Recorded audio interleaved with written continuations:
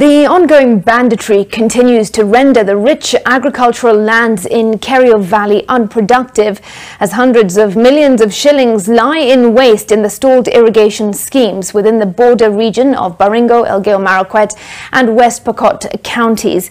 The 300 million Red Cross-funded Tot Koloa irrigation scheme is now in relic with other irrigation projects such as the Kabnonon Kap Kamak struggling to stay afloat amid frequent bandit attacks. NTV's Ruth Samwe visited the area and now tells us more.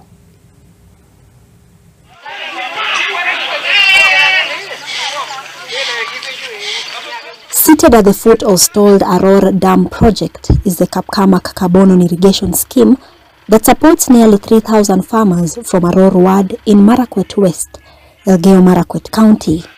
The rich agricultural lands that draws its waters from the permanent streams flowing down the magnificent Kerio Valley escarpment have not been exploited fully due to the unending banditry attacks that have claimed lives and caused perennial displacement within the area.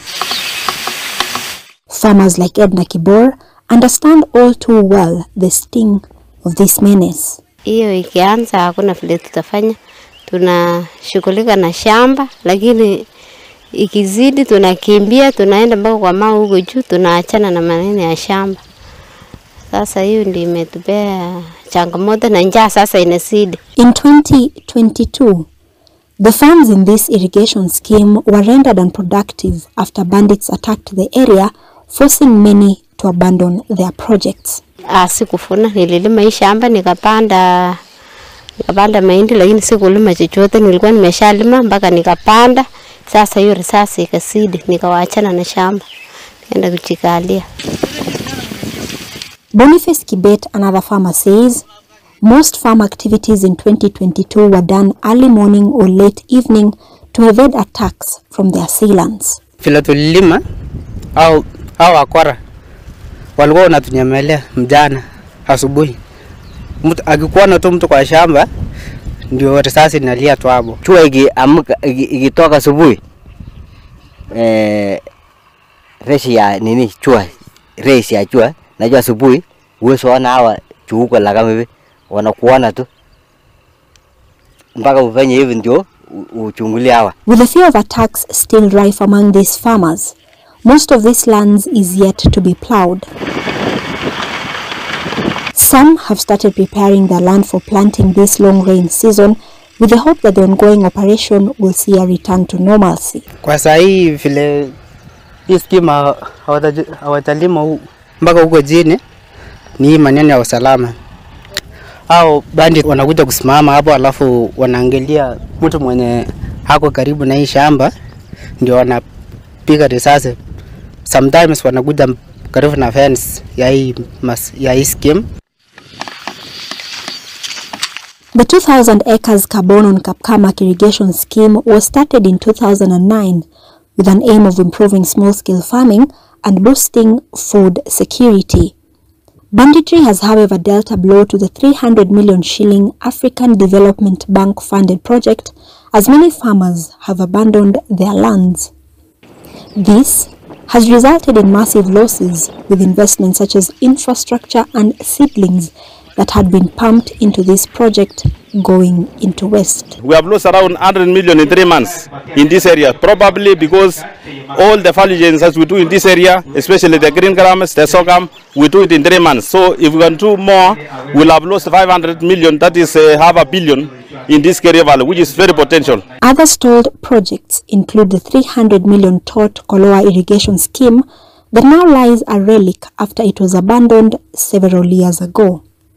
The 1,000-acre project at the border of Elgeyo Marakwet and Baringo counties was launched by the Kenya Red Cross Society in 2015 with the proceeds of Kenyans for Kenya initiative.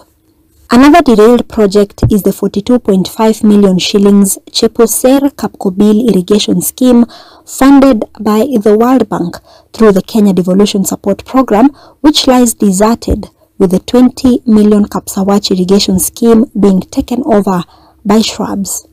The Kerio Valley Development Authority founded Chepkum irrigation scheme as well as the Kamsiwet irrigation projects are also struggling to stay afloat amid attacks. We are not much there because we wanted to start distributing the seed next week, but this due to insecurity in this area overall and along Kerio Valley, it's giving us a lot of challenges in terms of agriculture and ensuring people are food secure.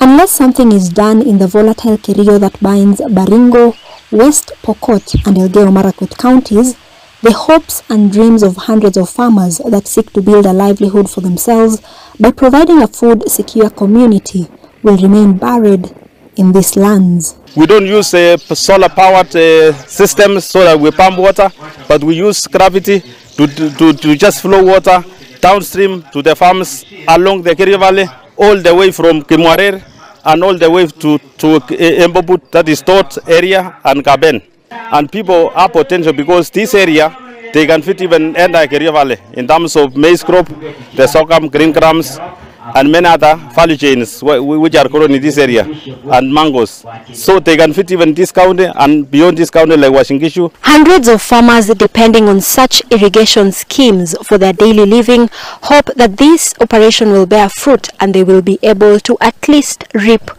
what they sowed. Hatujui sahi itakuwa vipi, itakuwa namna gani kama hatuna imani.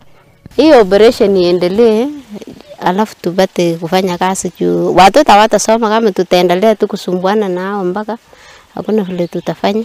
Maybe they will deploy more security personnel who are genuine, who are not known in this area, so that they can work hand in hand with the community leaders and also smoke out this banditry along this Kerio Valley, so that people can farm their farmers in this coming April. Ruth Sarmui, NTV, Elgeyo Marakwet.